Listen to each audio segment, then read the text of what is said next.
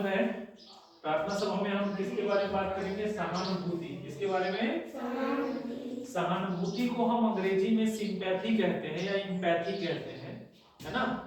अब सहानुभूति का अर्थ क्या होता है? सहानुभूति का मतलब होता है कि दूसरों की भावनाओं को समझना, ठीक है। अब दूसरों की भावना कहने का मतलब क्या है वो थोड़ा देख लेते हैं।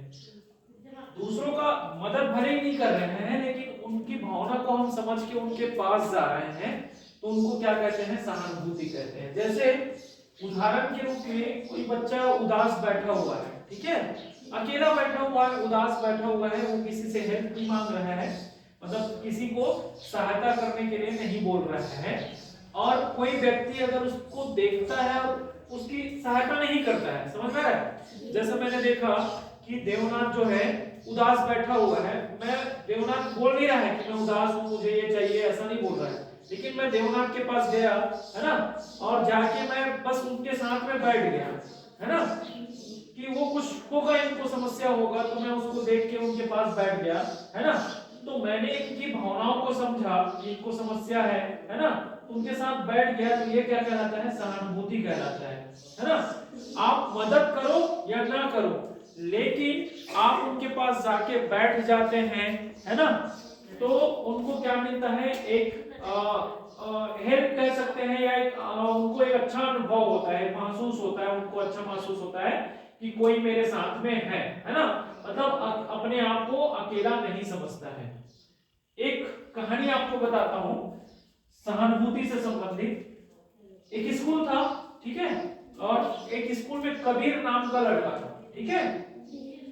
कबीर जो है उनके स्कूल में जो बच्चे लोग क्या करते रहते थे, उनके स्कूल में बच्चे लोग इधर उधर दौड़ते भागते खेलते रहते थे, ठीक है। और कबीर जो है ना एक पेड़ के नीचे बैठे रहता था, ठीक है। जब उनके दोस्त जो है खेलते रहते थे, दौड़ते भागते रहते थे, कबीर जो है पेड़ के नीचे बैठा रहता था, और उनके जो सारे दोस्त हैं उनका मजाक उड़ाते थे कि ये जो लड़का है वो कभी खेलता नहीं है, ठीक है। एक दिन क्या हुआ कि एक छात्रा जो है रिया नाम की एक छात्रा जो है, उनको देखा कबीर जो है खेलता नहीं था, वो हमेशा पेड़ के नीचे बैठे रहता था। रिया जाके उनके पास बैठ गई। किसके पास? कबीर के पास में। क्या? कबीर खेलता नहीं था, इसलिए कबीर के पास जाके बैठ गई। कौन? रिया। अब फिर से अब कबीर जो है क्या करता था? खेलता नहीं था, बैठे रहता था।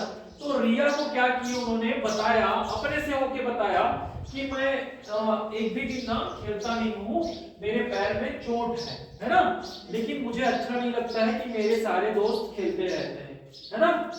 तो ये बात किसको पता चल गई? रिया को। तो रिया ने कुछ नहीं किया, है ना, रिया पहले से जाकर उनसे बात भी नहीं की थे, लेकिन कबीर ने उनको अपनी बात क्या किया? साझा किया, अपनी समस्या उनको बताई कि मैं कभी खेलता नहीं हूँ, मेरे पैर में चोट लगा हुआ है ना, लेकिन मुझे अच्छा नहीं लगता है। तो रिया ने क्या किया आप लोगों को पता है?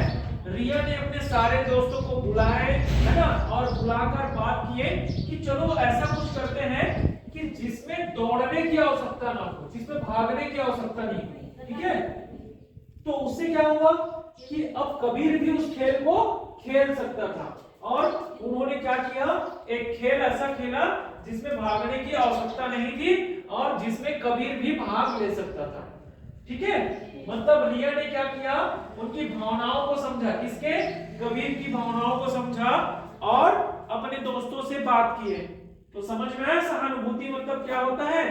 मतलब दूसरे की भावनाओं को समझना, भले ही हम मदद ना करें लेकिन उनके साथ में हम जाके खड़े हो जाते हैं तो क्या लगता है? हमको अच्छा लगता है। जैसे घरों में भी ये चीजें होती है, हमारे घरों में जब कहीं दुख हो जाता है तो हम कहीं ना कहीं अपने परिवार के साथ हम क्या करते हैं? समय देते हैं, बैठते हैं, है ना। ठीक है, समझ में आया? ठीक।